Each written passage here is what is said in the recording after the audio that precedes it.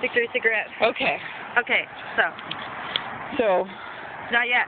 I know, just get me a nice light. Yeah, we're going to say news. Oh, come on, fucking... Okay, so this is the burial of our pretty bird, and we just want to say farewell and that we love you and that you're such a fucking bitch that we want to give you a Viking-style burial to sell you off.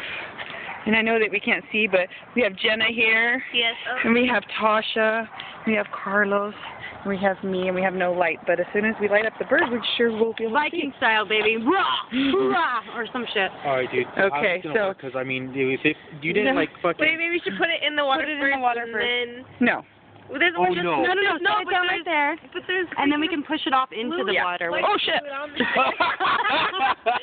push it in.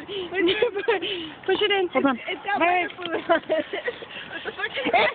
Oh, there's something there. It needs to get up off of that. Yeah, up, up, off of the net. Hello. Get it off the net. I'm trying, but I'm You're doing a great job. burn myself.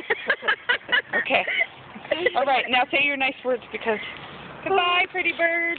Goodbye. I think we should sing a little song. Pretty bird.